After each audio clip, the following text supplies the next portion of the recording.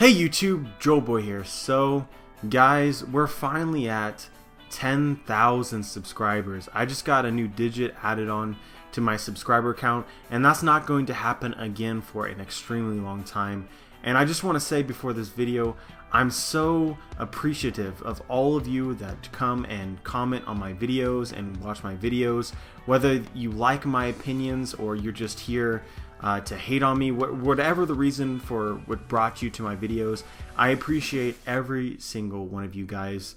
To be honest with you, I never really imagined when I started my YouTube channel that I would ever get to 1,000 subscribers, let alone 10,000.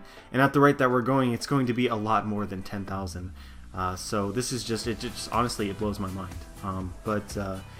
Yeah, I'm not going to mention this too much, but I do want to say that I will be doing a stream tomorrow, just talking about the chapter in general, do sort of like a celebration stream. I'm not sure what else to do. I'm not into like cheesy sort of stuff, you know.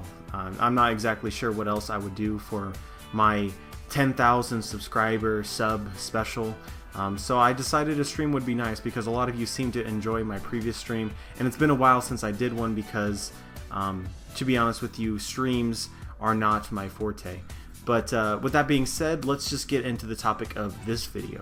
And so this video is going to include some of the recent details that we've learned from the last couple chapters of One Piece, and it's going to start off simple with a simple conclusion based on something that, you know, I don't think a lot of people have noticed, but the conclusion that I'm going to come to is important, and it ties directly in with what some other people are saying about the chapter, which I'll mention as well in this video.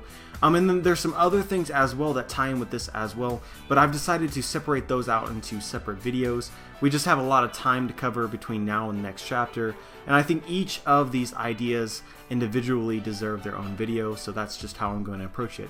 And so this video is going to focus on details that we learned from Chopper, and sort of the interaction between Luffy and Chopper as of last chapter, and how that helps us with potentially determining the outcome of the fight between Luffy and Cracker as of this last chapter.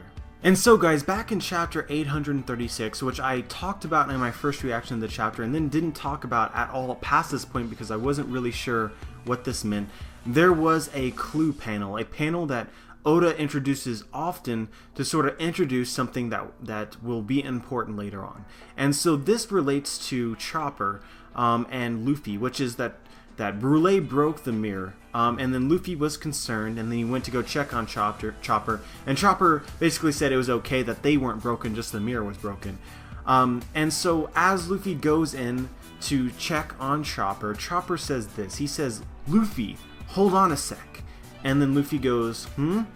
And then after this point in time, we don't see anything at all, which highly suggests that at this point in time, Chopper told Luffy something that was not really revealed, I don't think, until this last chapter of One Piece. And so in this last chapter, appropriately called Broper, in which Chopper in this chapter revealed that he had a plan going forward to sort of use Brule's mirrors against her, we can see that Chopper and Carrot seem to be semi-okay with their situation within the mirror world. Basically, they don't need saving, that they have their own individual plans within Brule's mirror world, and therefore Luffy doesn't need to go and save them. He doesn't need to worry about them whatsoever. And I believe this is what Chopper told Luffy in that scene that was cut off, that we didn't actually get to see what happened between Chopper and Luffy. Now, by itself, this is not very interesting. This is very straightforward and obvious. Luffy doesn't need to go save Chopper because they're in the mirror world and they plan on using the mirrors. So if this is all that there was to it, this would be a fun fact. Oh, Chopper revealed this to Luffy a couple chapters ago and then we just learned about it now, but it's not a big deal. But I actually do think this is a big deal when thinking about the larger picture, which is that why did Oda decide to include this detail within the story? Why exactly did he have Chopper tell Luffy specifically that he had a plan and then not to worry about him, and make it all mysterious in the first place? Why is this even a thing? And I think my answer for this is also pretty simple, but yet profound again, which is that if in the possibility that Luffy would defeat Cracker, his major concern then would be Carrot and Chopper. If he didn't know what happened to Chopper and Carrot, then he would be really concerned about his friends being trapped in a world that he knows nothing about, right? And then he would be focused on saving them and distracted from the overall goal of the arc, which is to save Sanji. And so this would also prevent Chopper and Carrot from acting as soon as they possibly can, because they would absolutely need to tell Luffy this before they went off and left this particular mirror and traveled deeper into the mirror world, because they would know that Luffy would be concerned about them, and at this point in time would have no way whatsoever of being able to interact with them. So in essence, what I think the importance of this is that Luffy will defeat Cracker, or already has defeated Cracker. And in this situation then, he no longer has to worry about Chopper and Carrot, and then he can move on with his own ambitions and his own goal of retrieving Sanji. Basically, I think that this panel pretty much proves that Luffy will defeat Cracker. Because if he didn't defeat Cracker, there's no way he would be in any position to save Chopper whatsoever. There would be no choice in the matter. If Cracker defeated him, then there would be no need for Chopper to tell Luffy not to worry about him, because Luffy wouldn't be able to worry about him in the first place. Basically, I think this is Oda tying up a potential plot hole, which is that in the eventuality that Luffy would possibly defeat Cracker, then Oda would need to in some way intimate to Luffy not to worry about Carrot and Chopper. This is just something that would need to happen for the story to make sense. There's no way that Luffy can just straight up forget about his friends, which he currently, before this point in time, believed to be in danger. But now that he knows that they're not in danger, he can then focus on retrieving Sanji without having to worry about Carrot and Chopper. And so with this being said, this highly supports a notion that I believe that I first saw in Sawyer 7 Mage's first reaction to the chapter, and I've seen a lot of people talk about this afterwards, which is that as of chapter 838, I believe, and many others agree with me, that Cracker was already defeated. Keep in mind that there was a time skip mid-chapter. We went from the nighttime to the morning when we got back to Big Mom. And so in the space of a couple hours, we know that Luffy was already using Gear Forth. And Gear Forth has a time limit. There's some potential that he's able to extend the duration of Gear Forth, whether that be through a different technique that he's not revealed yet with Gear Forth, or potentially, as some are speculating, eating all the biscuits that Cracker creates in order to somehow increase the duration of Gear Forth. I don't necessarily believe that second thing, but it is possible. But I don't believe that Luffy can just maintain Gear Forth indefinitely at this point in time. And so with this being said, I think that there would be at a point in which Gear Forth would end, probably the same as the time frame that we were looking at during the Doflamingo arc, maybe slightly longer.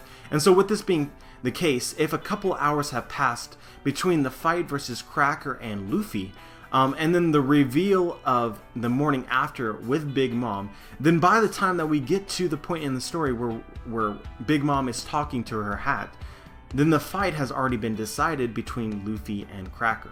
And so why do I and others believe that Luffy must have defeated Cracker by this point in time? It's because of what Big Mom says, which is that Big Mom asks for a status update of the events that are happening within the forest between Brûlé, Cracker, and Luffy. And so as I've already intimated, I think that battle was already over. And what's interesting is that Big Mom at this point in time doesn't know whether Luffy won or lost.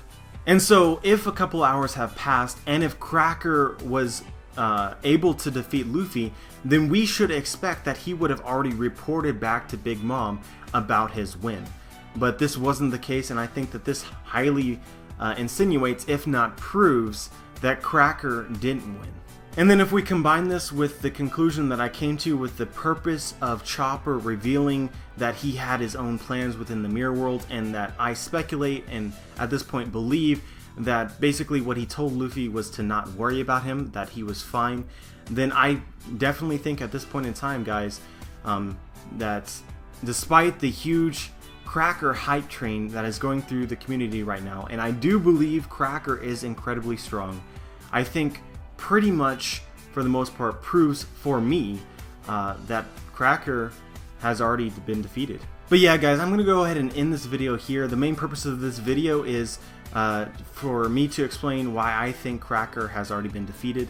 Now, it's still possible that Luffy isn't the one to defeat Cracker, that he may have had some help or some, situation that maybe it would be hard to predict at this point in time. But the main conclusion here is that regardless of how it happened, I think Cracker at this point in time has been defeated.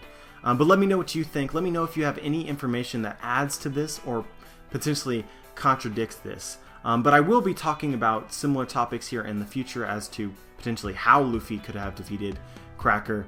So I know some people are going to say, well, Cracker's, he has no weaknesses, his hockey is too strong, Luffy couldn't have defeated him. I see these comments, and they're going to happen again here, so stay tuned for my future videos as far as those comments are concerned. But regardless, let me know if you think Cracker is still out there, if Luffy and Cracker are still battling, or if perhaps maybe Cracker did win, and explain your reasoning behind that. Let me know what you think. Like the video if you liked the video. I'd appreciate it if you subscribed, and as always, dudes, have a wonderful day.